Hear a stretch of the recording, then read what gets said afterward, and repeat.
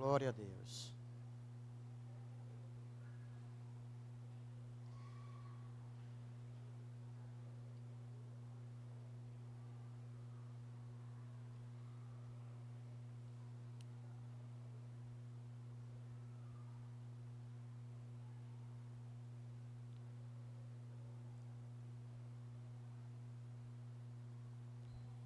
Glória a Deus. Meus queridos, boa noite, a paz do Senhor. Como é bom estar aqui na presença de Deus. A irmã Selma fez uma surpresa, eu fiquei aqui atordoado, não esperava isso, sério, em nome de Jesus.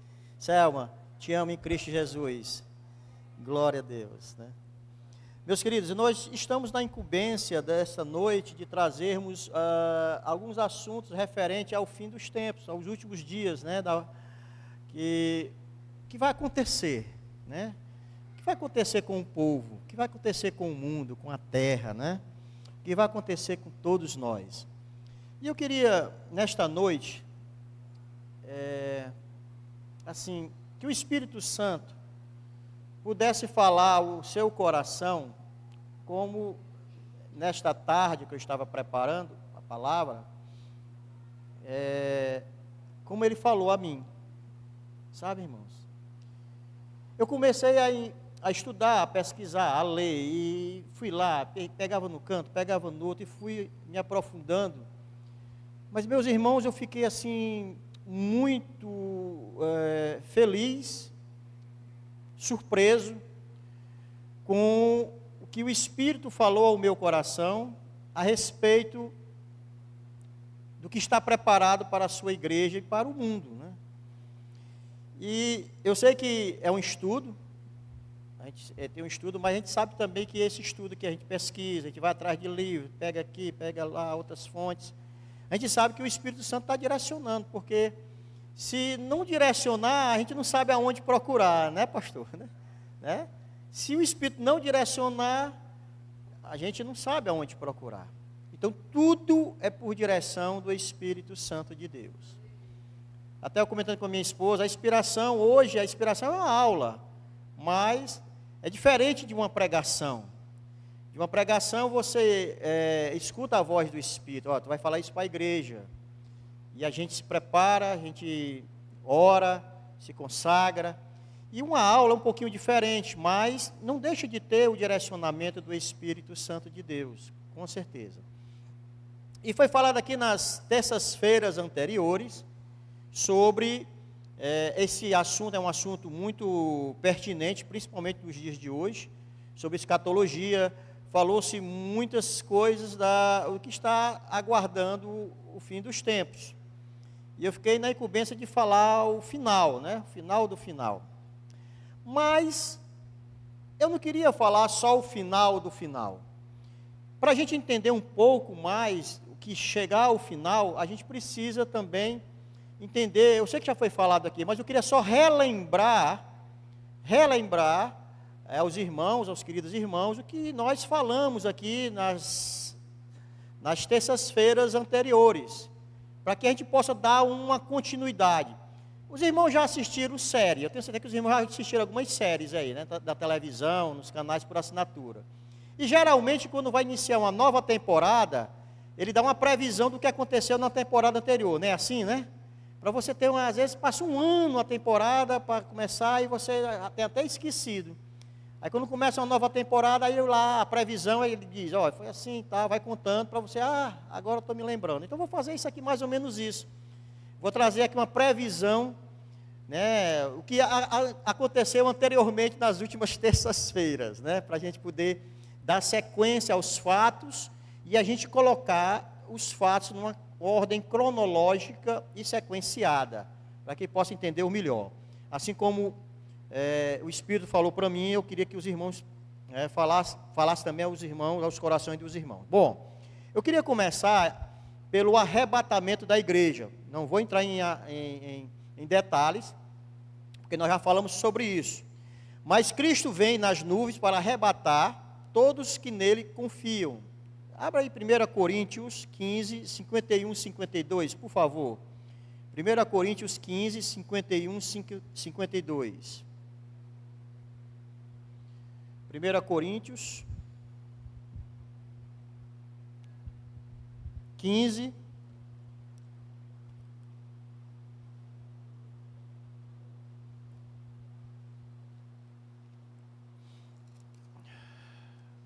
cinquenta e um, 52. Eu tinha até marcado aqui. 51, 52. Diz assim: eis que vos digo um mistério. Nem todos dormiremos, mas transformados seremos todos. 52. Num momento, num abrir e fechar de olhos, ao ressoar da última trombeta, a trombeta soará, e os mortos ressuscitarão incorruptíveis, e nós seremos transformados. E aqui ele dá uma visão de como será o arrebatamento. De nossa perspectiva hoje, nós estamos esperando por isso. Não tem mais nada para ser realizado, não tem mais nenhuma profecia, mais nada a ser realizado.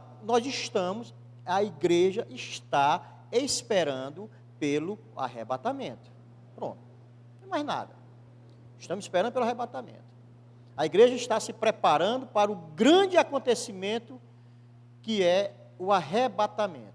E quando é que vai ser isso? Nem Jesus Cristo sabe.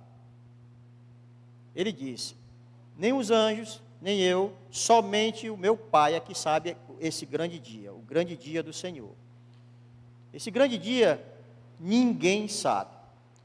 Não adianta, sou o profeta fulano, profeta cicrano, vai ser no dia tal. Não acredite. Muitos, no passado, já falharam quando determinaram datas do grande dia do Senhor. Em 1 Tessalonicenses 4, de 14 a 17, fala como é que vai ser. Já foi lido esse texto aqui várias vezes.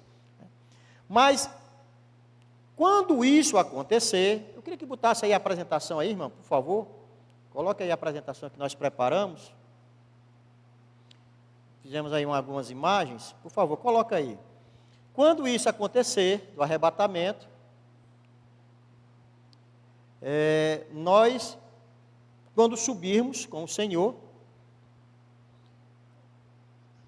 aí eu botei, depois do arrebatamento. Eu falei o arrebatamento porque é depois disso aí. O fim dos tempos, depois do arrebatamento. Eventos após o arrebatamento.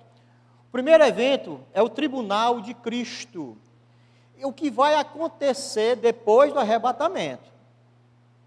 Os irmãos sabem como é que vai acontecer já o arrebatamento. O arrebatamento é um fato, vai acontecer. Mas quando isso ocorrer, o que é que vai acontecer depois disso? Em 1 Coríntios 3, 13 a 15, ele fala sobre isso. Nós vamos manusear muito a Bíblia nesta noite. 1 Coríntios 3,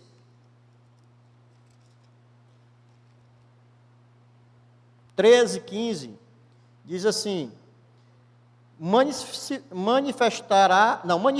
se tornará a obra de cada um, pois o dia a demonstrará, porque está sendo revelada pelo fogo, e qual seja a obra de cada um, o próprio fogo provará.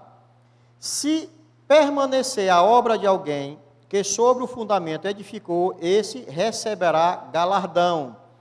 Se a obra de alguém se queimar, sofrerá ele dano, mas esse mesmo será salvo, todavia, como que através do fogo. O arrebatamento ocorreu, a igreja subiu com o Senhor, e lá nós vamos encarar o tribunal de Cristo. Tribunal de Cristo. É onde os irmãos, pode passar o próximo, é onde os irmãos, eles serão, vamos dizer, não serão julgados, mas serão reconhecido pelaquilo que eles fizeram. O tribunal não é para julgar, o tribunal de Cristo não é para julgar, e sim será uma repartição, ou seja, será repartido os galardões conforme a obra de cada um, conforme o que ele fez, conforme o que a pessoa se prontificou enquanto estava viva a fazer em prol do reino de Deus. Todos receberão os galardões, conforme o seu trabalho, conforme a sua obra. Por isso é tão importante, meus queridos, a gente está sempre falando, irmão, vamos trabalhar para a obra do Senhor, vamos trabalhar para o reino de Deus. Porque a cada dia que você trabalha para o reino de Deus, a cada forma que você trabalha, você vai o quê? Aumentando o quê? O seu galardão diante de Deus. Então, no grande tribunal, no tribunal de Cristo, lá serão distribuídos os galardões conforme aquilo que você fez aqui na terra. Conforme o que você fez na terra. Bom, e aí, na terra, vai ficar um pessoalzinho, não vai ficar um pessoalzinho? Vai. Vai subir todo mundo? Vai não. Vai ficar o pessoal aqui na terra que era crente? Vai? Vai ficar? Vai ficar um pessoal que era crente? Vai ficar aqui? Vai. Vai ficar. Sim, vai ficar. Né? Porque pessoas que se desviaram, pessoas que conhecem a palavra do Senhor, pessoas que conhecem a Cristo, que se converteram e tudo mais, mas durante a caminhada cristã, se desviou por algum motivo, ninguém sabe, o motivo ninguém sabe, o medo, sei lá, ou ouviu a voz do mundo, agora vou para o mundão. Bom, essas pessoas, infelizmente, essas pessoas não vão subir, eles vão ficar aqui. Quem é que mais também vai ficar aqui? Aquelas pessoas que realmente rejeitaram a Cristo, que não quer saber de Cristo, essas aí também vão ficar. Então, a grande tribulação vai começar quando os crentes forem arrebatados. Já foi falado aqui que esse arrebatamento é um arrebatamento invisível, ninguém vai estar vendo Cristo. De uma hora para outra, um piscar de olhos, pá! Não adianta pegar no pé de ninguém, que não vai conseguir pegar, é no piscar de olhos, você vai estar com Cristo. Então, é um arrebatamento invisível. E isso, o povo que ficar, vai acompanhar uma tribulação. Segundo a profecia de Daniel, das 70 semanas de Daniel, justamente a última semana cai nos 7 anos que acontece o arrebatamento, que é uma visão pré-tribulacionista, bem lembrando, isso aos irmãos, é uma visão pré-tribulacionista. O que é isso? É uma visão antes da tribulação. A igreja do Senhor, ela se encontrará com o Senhor antes da tribulação. E nessa grande tribulação, aparecerá aí o anticristo. Serão 3 anos e meio de falsa paz, justamente para enganar. 3 anos e meio de falsa paz, está lá para enganar. E depois serão 3 anos e meio de uma grande tribulação. Há uma corrente teológica também, que são os mid-tribulacionistas, que eu não vou falar, e os pós-tribulacionistas também não vou falar. Não vou falar aqui só sobre os pré-tribulacionistas. Então, o julgamento de Deus, ele será derramado sobre toda a humanidade. E nesse período, que os crentes estarão aqui também, muitos eventos importantes acontecerão aqui na terra. Muitos eventos. A nação de Israel, ela estará preparada para receber o Messias. E assim, quando aparecer o anticristo, muitos serão enganados. Muitos serão enganados. Inclusive a nação de Israel também será enganada. E como eu disse, serão 3 anos e meio de uma falsa paz. Não haverá guerras, não haverá fomes, pragas. Ou seja, as pessoas estarão iludidas com aquele novo líder que estará surgindo. O líder que será reconhecido como um salvador. A pessoa que vem para trazer esperança na vida daqueles que ficaram. Esse homem, esse anticristo, ele ganhará poderes, aliás, ele terá poderes satânicos, para poder justamente enganar até os escolhidos. Em Apocalipse 13, 1, corroborando com Daniel 9, 27, eu vou abrir aqui Apocalipse 13, para a gente entender um pouquinho disso. Já está marcado aqui. 13, 1, diz assim: vi emergir do mar uma besta que tinha 10 chifres e 7 cabeças. E sobre os chifres, 10 diademas, e sobre as cabeças, nomes de blasfêmia. Isso aqui ele está se referindo à besta que vai aparecer nesse período da grande tribulação. Ele será auxiliado pelo falso profeta. E esse falso profeta, ele vai liderar um sistema religioso e vai levar as pessoas a adorar o anticristo. Em Apocalipse 19 e 20 diz assim: mas a besta foi aprisionada e com ela o falso profeta, está vendo? A besta e o falso profeta, que com os sinais feitos diante dela, quando ele fala sinais, ele está dizendo que milagres, grandes coisas, seduziu, olha aí, seduziu aqueles que receberam a marca da besta e eram os adoradores da sua imagem. Ou seja, o objetivo deles é esse, é seduzir, é enganar. O anticristo, ele vai reunir todas as nações, para que se torne uma única ação, uma única nação, quer dizer. Vai fazer com que as pessoas entendam que a união é importante, o ecumenismo é importante, todas as religiões precisam estar numa só. Tudo isso é uma forma de enganar as pessoas. Como ele falou aqui, 10 chifres, né? Chifre, a simbologia de chifre, no Apocalipse, ele significa reino, significa nação. Então, serão 10 nações, segundo o Apocalipse, são 10 nações que eles serão unidas e terá o controle total da terra. Como eu disse, não haverá fome, nem doenças, nem pragas.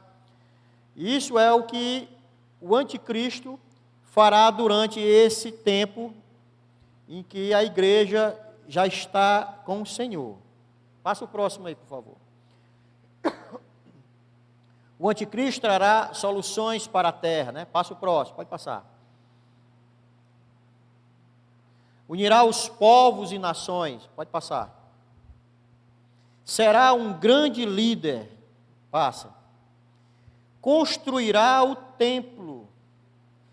Irmãos, para quem engano melhor, para o próprio povo de Israel, do que ele construir o templo, né?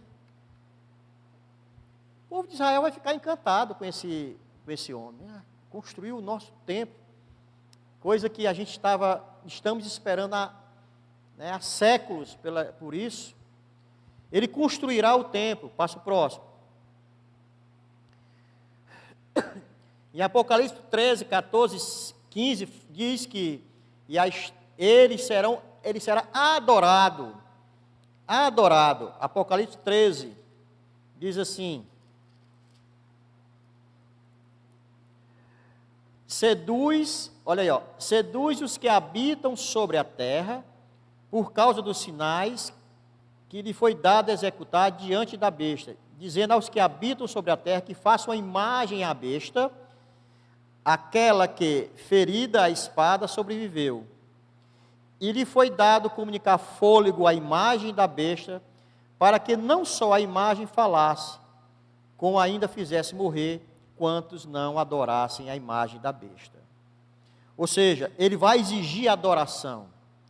E aí, quando ele exigir essa adoração, a Israel diz: opa, peraí, tem alguma coisa errada. A adoração somente a Deus. Está no sangue de Israel. Está no sangue. Está na gênese do israelense, israelita. Não. A adoração somente a Deus. Quando o anticristo, começar a exigir adoração, Israel vai o quê? Não vai aceitar. E aí é que começa a grande tribulação, porque os povos, aquelas nações que eu falei, das 10 nações, vão todas se voltar contra quem? Contra Israel. Vão todas se voltar contra ele. E aí, as pessoas que se voltarem, quando fala Israel, não é o Estado de Israel não, sabe, irmãos? Não é só o Estado de Israel não. São os crentes que ficaram também. As pessoas que não foram enganadas pela besta. Porque vai ter muitas pessoas que não serão enganadas. Terão muitas pessoas que não aceitarão a marca da besta. Isso aí, lembrando sempre, é o povo que ficou. Lá, o povo que subiu está lá, né? Recebendo os galardões, festejando, só love com o Senhor, né? Tá uma beleza lá. Mas o povo que ficou vai passar por essa situação. Alguns que não aceitarem o que o anticristo determinar, essas pessoas serão perseguidas, independente de ser Israel, israelense, independente de ser brasileiro, aonde for, americano, europeu, eles serão perseguidos. Então, assim, meus queridos, essas pessoas, elas serão alijadas do meio da sociedade, não poderão comprar, a própria palavra de Deus fala sobre isso, não poderão ir ao supermercado, não poderão ir ao médico, sei lá, não poderão dirigir carro, não poderão fazer nada. O mundo estará um caos. Em Apocalipse 12, 17, diz assim: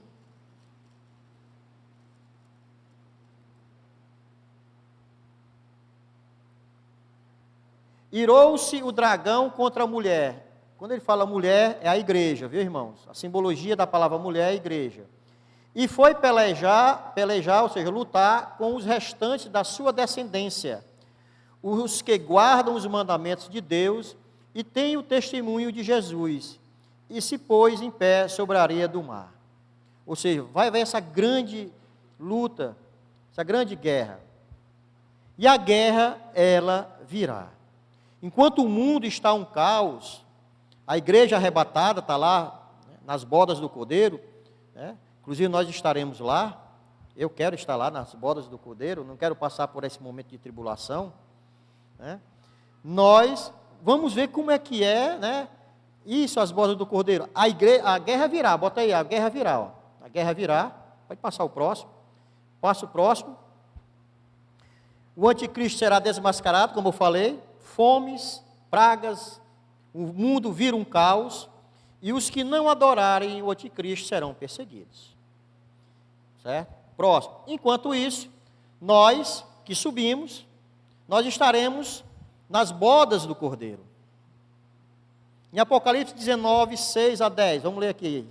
19, de 6 a 10, diz assim: então, ouvi como voz de numerosa multidão, como de muitas águas, e como de fortes trovões, dizendo: aleluia, pois reina o Senhor nosso Deus, o Todo-Poderoso. Alegremo-nos, exultemos e demos-lhes a glória, porque são chegadas as bodas do Cordeiro, cuja esposa a si mesmo já se ataviou, pois lhe foi dado vestir-se de linho finíssimo, resplandecente e puro, porque o linho finíssimo são os atos de justiça dos santos. Então me falou o anjo: escreve, bem-aventurados aqueles que são chamados às ceias das bodas do Cordeiro. E acrescentou: são estas as verdadeiras palavras de Deus. Prostei-me ante os seus pés para adorá-lo. Ele, porém, me disse: vê, não faças isso, sou conservo teu e dos teus irmãos que mantêm o testemunho de Jesus. Adora a Deus, pois o testemunho de Jesus é o espírito da profecia. Glória a Deus. Nós estaremos lá, irmãos, nas bodas do Cordeiro. Nós estaremos lá celebrando com o Senhor. Isso é uma promessa para a igreja que vai subir. Essa é a promessa. E eu creio que eu estarei lá. Eu creio que eu não verei as coisas do anticristo. Não vou ver, não quero ver. Eu quero é subir. Não quero ver o que vai acontecer, como nós acabamos de ler, daquilo que o anticristo vai produzir sobre este lugar, sobre esta terra. Não quero ver. Não quero ver. Eu não quero ver nada disso. Eu não quero ver o templo de Israel, não quero ver que vai ser construído aqui na terra, não quero ver. Eu quero estar lá nas bodas do Cordeiro. Quem quer estar nas bodas do Cordeiro? Aleluia, glória a Deus, todos nós. Então, nós não participaremos da ira vindoura. Em 1 Tessalonicenses 1, vamos lá em 1 Tessalonicenses.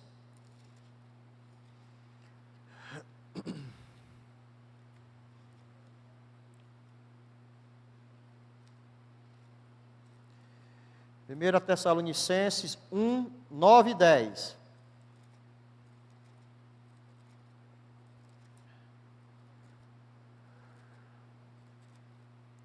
Diz assim: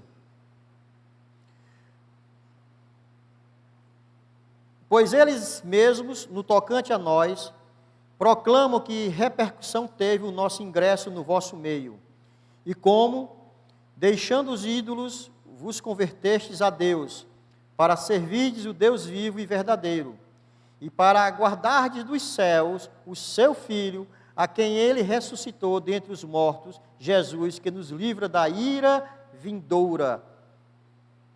Nós não participaremos da ira vindoura. Não participaremos. O casamento de Cristo, que é o noivo, com a sua noiva, nós estaremos nos céus, nesse período em que está havendo a grande tribulação. Nós não vamos participar disso. Eu creio nisso. Lá nós receberemos a coroa da vida. Foi falado aqui. É o início, meus queridos, isso aí é o início de uma grande jornada que dura a eternidade. Essa grande jornada dura a eternidade. Você não pode escapar disso, não. Não tem como você escapar. Não tem como. Só se você realmente quiser renegar a Cristo. Mas aí, meus queridos, assim, bom, eu não subi, não fui. Né? Não fui. E agora, tem jeito para mim? Tem. Eu já chegar lá. Tem jeito para você também. Vamos lá, passa o próximo, as bodas do Cordeiro. Não, o próximo. Isso aí antecedeu. Próximo. Bom, é o casamento da igreja com o Senhor. Pode passar. A noiva encontrará o noivo. Estaremos lá, nas bodas do Cordeiro. Então, quando isso está ocorrendo, nós estamos lá recebendo a coroa da vida, celebrando. O mundo aqui, como eu já falei, está um caos. Não sei se os irmãos estão percebendo que eu estou fazendo uma sequência cronológica das coisas, sempre voltando para que a gente possa entender como é que as coisas vão acontecer. Certo? Então, o mundo está um caos. Nós estamos lá, e o mundo aqui está um caos. Aí, o anticristo está enganando todo mundo e tudo mais, exige adoração. O anticristo quer isso, quer aquilo e tal, aquele negócio todo. Os crentes começam a ser perseguidos e tal. Ou seja, a vida no mundo se torna insuportável. E aí todo mundo vai para cima de Israel. Ou seja, querem a destruição total do povo de Deus. Aí quando isso começar a acontecer, quando isso começar a ter corpo em relação à destruição de Israel, aí Jesus virá. Jesus virá. E ele vem sozinho, vem? Ele vem sozinho, Jesus vem? Quem é que vem com Jesus? Exatamente. Nós, rapaz, nós não estamos lá, pessoal. Vocês esqueceram? Nós estamos lá. Aí Jesus disse, bora, pessoal, bora comigo, que lá estão querendo destruir o povo, meu povo. Tem um pessoalzinho lá que ficou ainda, que me adorou no passado. Tem um pessoalzinho que ficou lá que, sabe, deu dízimo, trabalhou para a obra, levou a palavra para outros que não conheciam. Tem um pessoalzinho que ficou, nós temos que lutar por essas vidas. Deus não quer que as pessoas se percam. Deus quer que todos se salvem. Deus quer que todos se salvem. Aí Jesus disse assim, bora lá. Não posso, o povo lá está sofrendo. Quando está terminando os 3 anos e meio, aí é a segunda vinda de Jesus. Aí sim, aí ele vem. Né? Ele vem com toda a igreja dele para batalhar, para resgatar e salvar o seu povo. Ele salva Jerusalém da aniquilação. Apocalipse 19, 11, vamos ler. Eu nunca li tanto Apocalipse numa pregação como hoje, viu? Geralmente a gente nem lê, né, Apocalipse, né? Fica com medo de ler Apocalipse. 19, 11 diz assim, Vi o céu aberto, olha aí, e eis um cavalo branco. O seu cavaleiro se chama Fiel e Verdadeiro, e julga e peleja com justiça. Ele vem montado num grande cavalo branco. E ele diz: olha, meu povo não pode perecer. Eu vou salvar o meu povo. Esse povo que agora está sendo massacrado. Esse povo agora que está sendo destruído. Não pode. O importante é lembrar que antes da segunda vinda de Cristo, da segunda vinda, ainda haverá salvação. Porque aqueles que morrerem, que ficaram aqui, que morreram, né, e não negaram a Cristo, esses também serão salvos, viu, irmãos? Ou seja, aqueles que foram fiéis, né, mesmo durante a tribulação, esses serão salvos. Por isso que eu disse, há uma esperança até para aqueles que ficaram.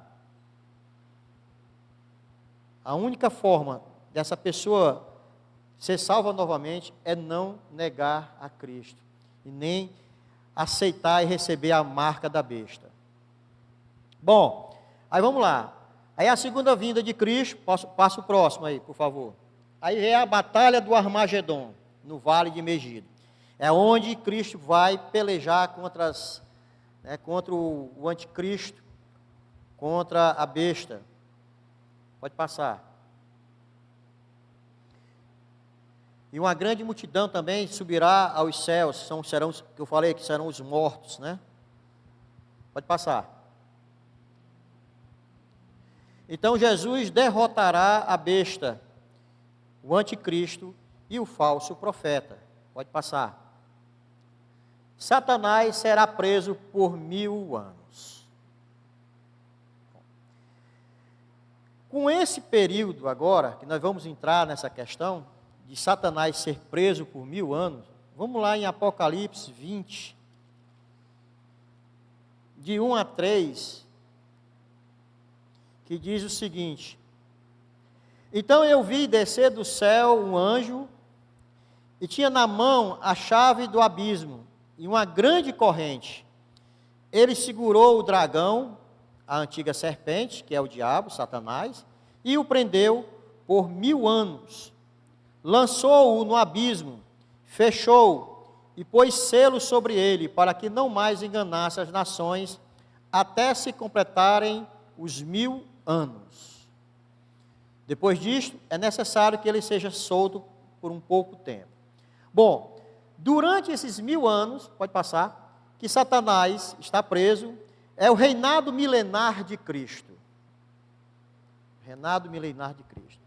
Bom, a igreja subiu, 7 anos da grande tribulação, Jesus volta para guerrear e destruir, aliás, e ganhar, né, a guerra contra Satanás. Ele não destruiu Satanás ainda, mas veio para ganhar a guerra. Os crentes que ficaram subirão, aqueles que não negaram a Cristo, subirão. E aí, depois de tudo isso, Satanás ele é derrotado e é aprisionado por 1000 anos. E aí, o que é que nós vamos ficar fazendo nesses 1000 anos, gente?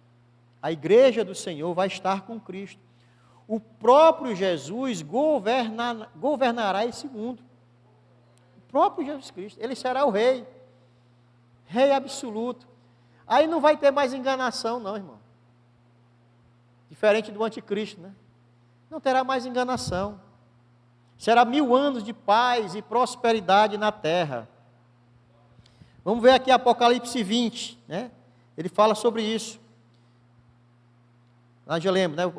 Fala da descida, exatamente, da prisão.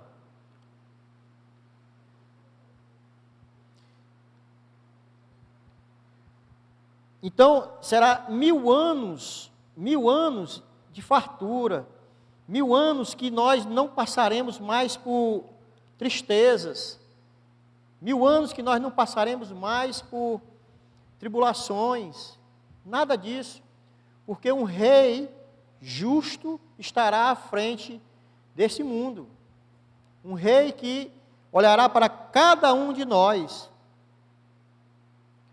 Esse rei, ele vem com os 1000 anos que ficará, com o objetivo de trazer o quê? Paz à terra. Bom, a igreja do Senhor, ela também reinará com Cristo. Aquela igreja, nós, né, que subimos no arrebatamento, essa igreja aí, que estava nas bordas do Cordeiro, lembra que eu falei? Essa igreja que subiu, que está na borda do Cordeiro, serão 1000 anos de extrema paz. Bom, aí depois disso, pode passar, irmão. Um reinado de extrema paz, junto com a sua igreja. Pode passar. Algo jamais visto na terra. Jamais visto. Bom, depois de 1000 anos, a própria palavra de Deus diz que Satanás será solto, né? Como nós vimos aqui. Em Apocalipse 20, o verso 3, lá o finalzinho diz assim: depois disso, é necessário que ele seja solto pouco tempo. Olha, ele fala pouco tempo. Pouco tempo. Não vai ser uma coisa grande, não. Passar muito tempo, não. Depois disso, de 1000 anos, Satanás, ele será solto. Ele conseguirá enganar ainda muita gente. Já pensou, irmãos? Ele ainda conseguirá enganar muitas pessoas. Em Apocalipse 20, de 7 a 10, diz assim: quando, porém, se completarem os 1000 anos, Satanás será solto da sua prisão, e sairá a seduzir as nações que há nos 4 cantos da terra, Gog e Magog, a fim de reuni-las para a peleja. O número dessas é como a areia do mar, ou seja, muita gente, né? Marcharam, então, pela superfície da terra e sitiaram o acampamento dos santos e a cidade querida. Desceu, porém, fogo do céu e os consumiu. O diabo, o sedutor deles, foi lançado para dentro do lago de fogo e enxofre, onde já se encontram não só a besta, como também o falso profeta, e serão atormentados de dia e de noite pelos séculos dos séculos. Então, essa aí vai ser a destruição total, juízo final. Essa aí será a segunda morte. O diabo não terá mais poder nenhum depois disso sobre a humanidade e sobre a terra. Bom, depois disso, pode passar. Próximo. Satanás será derrotado, será lançado no lago de fogo e nunca mais será solto. Bom, e aí nós temos o julgamento do grande trono branco. Irmão, é muita coisa, né, irmão? Mas é não. Sabe por que não é? Porque isso aí já está tudo preparado para nós. Sabe por que não é? Porque nós somos eternos. Quando nós estivermos nessa situação, a morte já não mais nos alcançará. Então, 1000 anos para a gente não vai ser como estalar de dedos, coisas assim bem rapidinho. 1000 anos? Para quê? O que é 1000 anos para quem é eterno? Né? Bom, e o julgamento do grande trono branco, todos que estão no inferno serão trazidos à luz e todos os iníquos de todas as eras da história serão ressuscitados para comparecer diante de Deus em um julgamento final. Apocalipse 20, de 11 a 15. Diz assim: o juízo de Deus. Vi um grande trono branco, e aquele que nele se assenta, de cuja presença fugiram a terra e o céu, e não se achou lugar para eles. Vi também os mortos, os grandes e os pequenos, postos em pé diante do trono. Então se abriram livros, ainda outro livro, o livro da vida, foi aberto, e os mortos foram julgados, segundo as suas obras, conforme o que se achava escrito nos livros. Deu o mal aos mortos que nele estavam, a morte e o além entregaram os mortos que neles haviam, e foram julgados, um por um, segundo as suas obras. Então a morte e o inferno foram lançados para dentro do lago de fogo. Esta é a segunda morte, o lago de fogo. E se alguém não foi achado escrito no livro da vida, esse foi lançado para dentro do lago de fogo. Então, o grande julgamento, o grande trono branco, vai ser o julgamento geral de todo esse pessoal. E aí sim, terá selado a vida dessas pessoas. Os vereditos serão lidos. E toda a humanidade pecadora, toda a humanidade pecadora será lançada no lago de fogo. Bom, mas aí depois disso que vem, vamos lá, pode passar. Passa o próximo, irmão. Todos serão julgados, pode passar. A igreja de Cristo não passará por esse julgamento, porque nós já somos eternos, subimos, né? Lembram? Bom, e aquele que foi achado, que não foi achado, escrito no livro da vida, foi lançado no lago de fogo. Importante o nosso nome estar escrito no livro da vida. Próximo. Então dirá também aos que estiverem à sua esquerda: apartai-vos de mim, malditos, para o fogo eterno, preparado para o diabo e seus anjos. Muitos falarão: eu vim em teu nome, mas se não fizer a vontade do meu Pai, o nosso Deus, não adianta nada, vai também para lá. Próximo.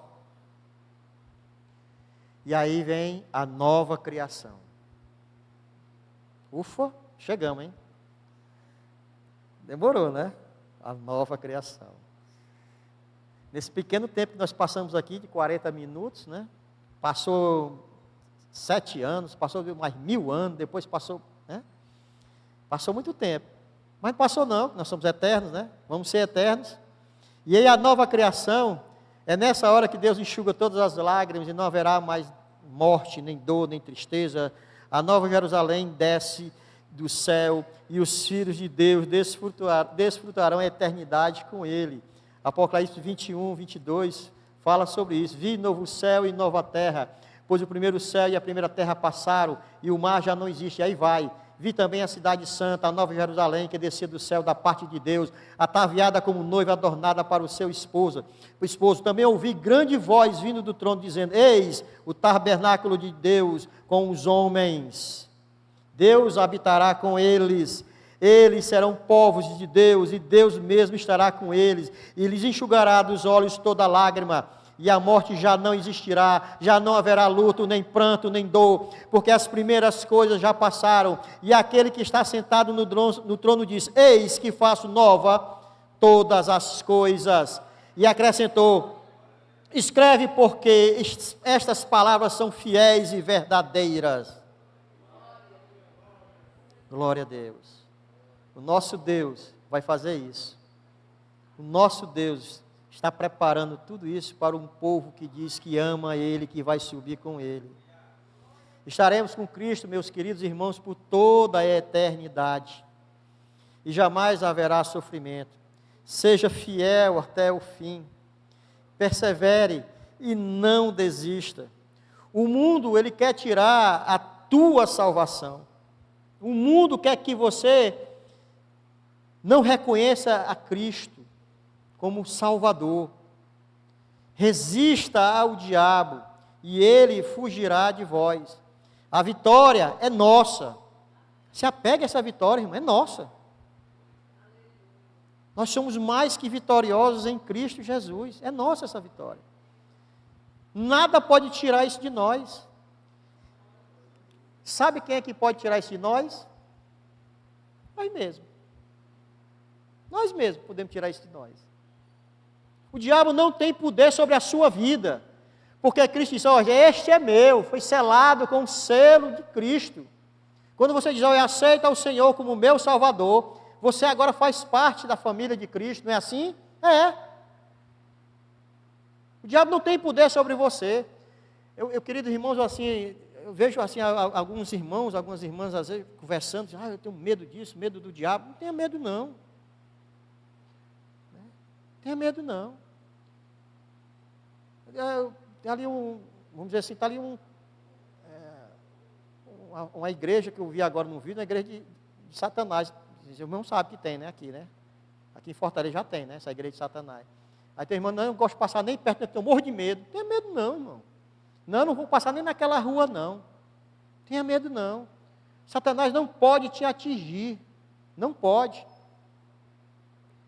A única pessoa capaz de tirar a tua salvação é você mesmo.